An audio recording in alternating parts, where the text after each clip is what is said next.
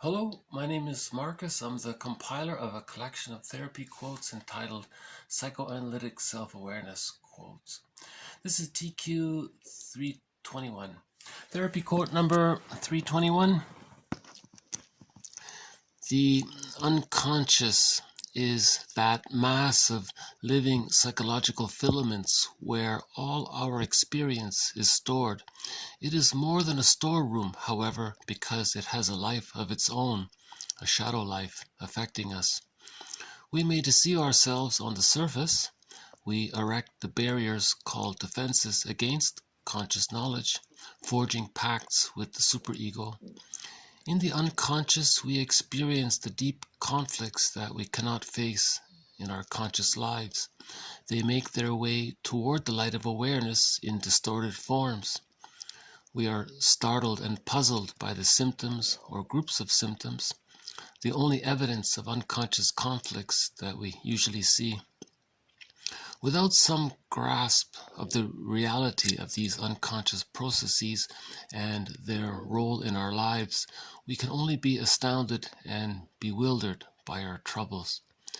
The unconscious is something we ought to get to know more about. It is not going to go away. We might as well get to recognize and respect it. People are always trying to tell the truth about themselves. It is the unconscious side of our lives that is always trying to get through to the outside world and to express what the truth about ourselves really is. The truth comes out sideways and backwards and in negatives, in symbolic gesture, in things we forget to do, in those slips of the tongue, and in the overall pattern or design of our lives and activities. The unconscious is a living, if hidden dimension of the personality, a timeless place. This is why events from childhood retain their power over our behavior even when we can no longer recall them easily in our awareness. So we often say, know thyself, and in an earlier quote, the definition of the self was the unconscious and the conscious and the unconscious. So to know thyself means to know both the conscious and the unconscious. So this idea of the existence of the unconscious is considered humanity's third narcissistic injury, that there is such a thing as an unconscious. So the first injury we commonly say was made by Copernicus, that the Earth is not the center of everything, right? And that Darwin said we're a part of nature. We're not celestial beings from some celestial dimension. We're so superior. We have a lot in common with the natural world. And then the third was this idea here of the existence of the unconscious. He calls it here that mass of psychological filaments, maybe psychic, invisible psychic material, or he calls it filaments, right?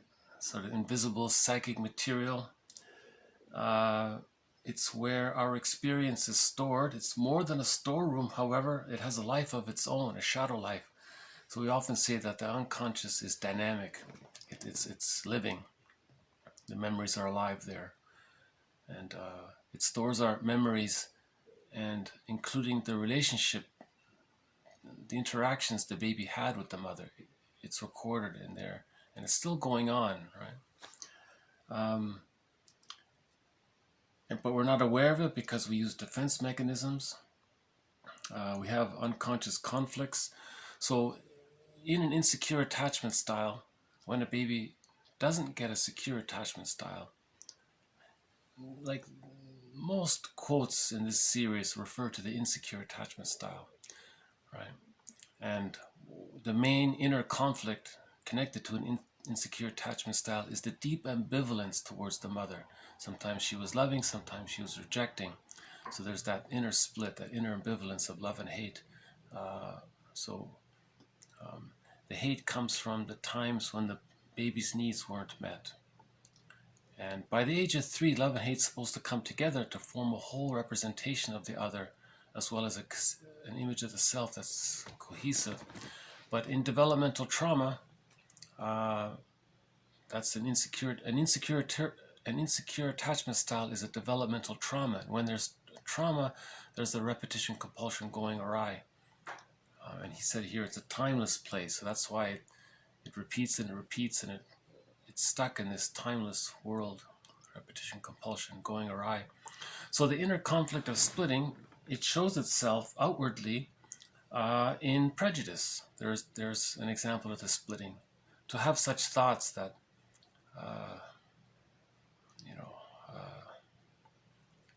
people who live in a certain place are all this, and people who live in this place are all that. To have such extreme, irrational kind of thoughts like that, that's a sign of the splitting, the sign that the baby couldn't bring love and hate together. What happens is all of the memories the baby has with the mother, that's of when she was unavailable, these memories condense and coalesce to form some representation of the mother as being frustrating. But this gets split off and denied, right? And that's the cause of psychic splitting inside. If the positive memories of the mother outweigh the negative memories, the images come together to form a whole image of the mother, right? That's one of the unconscious. In the unconscious, we experience deep conflicts that we cannot face in our conscious lives. They make their way toward the light of awareness in distorted forms. So if there's for example, the mirror defense, something we don't know about ourselves, we just say it belongs to someone else. That's a mirror defense. So we distorted reality. It's a distortion of reality, and that's how we get to know what's in the unconscious, right? So we can have all kinds of symptoms covering other symptoms, defense mechanisms that mask other defense mechanisms. For example, a person might use rationalization, but why is he using it? Because he wants to preserve the protective identification. Why is he using protective identification? Because he wants to externalize something he doesn't believe about himself. Why? To preserve the split. And why is the split there? To preserve because that's to preserve the unconscious loyalty to the rejecting mother. Remember what Fairbairn said: the more unavailable the mother is, the more the baby needs the mother, the more the baby bonds to the mother. So that bond is very strong there, causing a deep ambivalence. Right? So defense mechanisms can hide other defense mechanisms. And he's saying here, well, let's get to know the unconscious. Whatever we call it. In yesterday's video, it was called the secret self. In an earlier video, it was called the stranger. Another one called it the skeleton. Another one called it the contents of the bag that we drag behind us, Robert Bly's metaphor. Another one called it Poseidon. So remember, myths and fairy tales are true on the inside, not on the outside. So we can personify the unconscious, the dream maker. In another video, we call it the dream maker. We can personify the unconscious as a character in a fairy tale or myth to sort of get to know the unconscious, to get to know this psychic force here. Baba Yaga was the director of it in one video. So Poseidon said to Odysseus, "Hey Odysseus, you've ignored your feeling self for so long. You're disconnected from your feeling self. You're not at home with yourself." So then he had to start to feel his feelings finally. The unconscious is not going to go away. We got to get to know the stranger within, the inner child of the past. And the truth comes out. See, the unconscious is trying to make himself known to the person. So that can come out in all kinds of convoluted ways. One of them, symbolic gestures. Bergler has the negative magic gesture theory, where the person might project his wounded inner child onto others. The projector identifies with the aggressor and then treats the other the way he was treated to communicate how he was treated. That's the symbolic gesture he's saying here. So the unconscious can come out, can be seen in these symbolic gestures. Things we forget to do. Maybe you don't want to go to the meeting, so you sleep in or something because you didn't want to go or something, there's all sorts of ways that the unconscious can make itself known. Like if a person is engaged in a very negative humor, that we can see, that's a reflection of his unconscious conflict. He's another example. Dreams, of course, show us the unconscious world. And the unconscious is a timeless place. That's why when there's an insecure attachment style, that takes place in the timelessness. The unconscious is a timeless place. That's why myths are portrayed as always occurring, and fairy tales, that they're always occurring. That represents the unconscious. The myths and the fairy tales are symbols of the unconscious world. And when we watch a movie, sometimes the director will try to show these two worlds. Dorothy went to this other magic place in the through a tunnel, right? Through the rabbit hole or something. Or in space, we can show a different world in a different time zone or something. Sometimes the director will use black and white for one world and color for the other world. If there's a movie about a forest life, the forests and the oceans represent the unconscious in storytelling. So we have these two worlds. There was a movie called The Two Worlds, that French comedy movie. The guy was transported back and forth between these two worlds. When he healed the unconscious world, his outer actual world got better. Showing the link between the two. And that was yesterday's video. You want to form a relationship with his unconscious. So yesterday's video, he was saying you want to personify the unconscious, treat it like as if it's a person almost, and have a relationship with this person, imaginary person. Call him Poseidon or call him whatever you want. Call him the dream maker.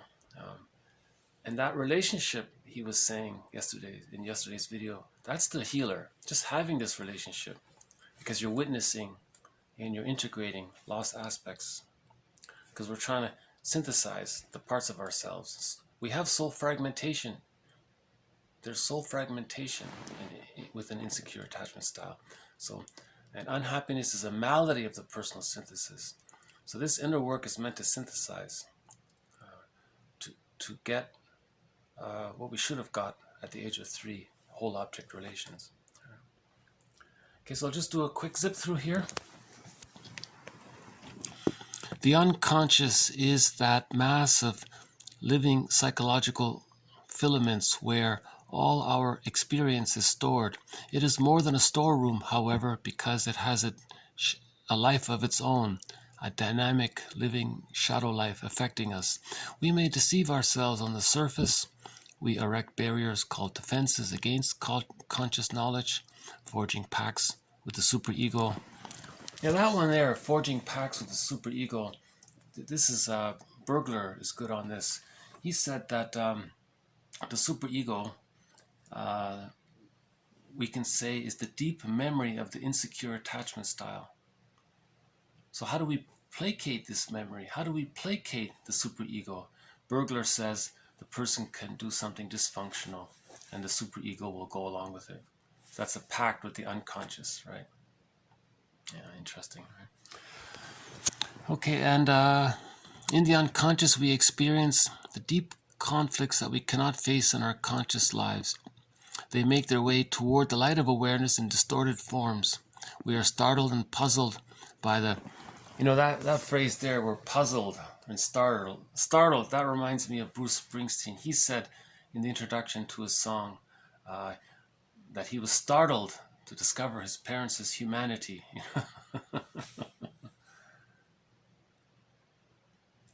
So when there's something, when the unconscious expresses itself, usually we're surprised. Without some grasp of the reality of these unconscious processes and their role in our own lives, we can only be astounded and bewildered by our troubles. The unconscious is something we ought to get to know more about. It's not going to go away. We might as well get to recognize and respect it. And in that earlier video by Darrow, he said, welcome the skeleton to the fireplace, give him the best seat, treat him as an honored guest.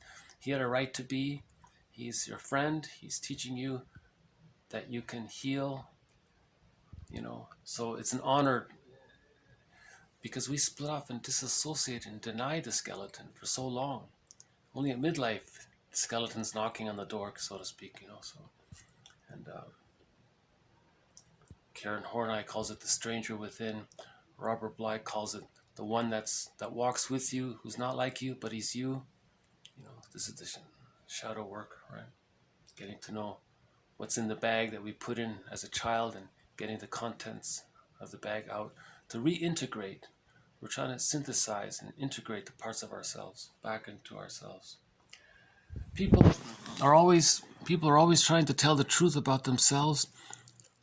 It is the unconscious side of ourselves that is always trying to get through to the outside world and to express what that truth about ourselves really is. The truth comes out sideways and backwards and in negatives and symbolic gesture. You know, this thing about it comes out in reverse. You know, sometimes there's a thing called reaction formation. You might have strong positive feelings about something, but you're afraid of it, so you express it in reverse. You know, so that's the unconscious is trying to get you to get in touch with the truth about yourself by seeing the reverse of it. You know, the unconscious is a living, if hidden dimension of personality, a timeless place. This is why events from childhood retain their power over our behavior, even when we can no longer recall them easily in our awareness. So that's basically the repetition compulsion going awry. An insecure attachment style is a developmental trauma. When there's a trauma, there's the repetition compulsion, attempt to master the trauma, and then all these defense mechanisms are used and someone call it a secondary delusion, because you cannot go back to babyhood time. That period from birth to 6 months during the stage of symbiosis, that can never be recreated. So the idea is to mourn it, right? So we either repeat or remember, right? That's what he's saying there. Okay, I'll just leave it here. So thank you very much. This has been TQ321. More to follow on the unconscious, the stranger within, the inner child of the past, the secret self, the mass of living psychological filaments that stores our memories. And it's more than a storeroom, because it has a life of its own, a dynamic life, a shadow life affecting us. More on this part of ourselves to follow. Okay, thank you. Bye for now.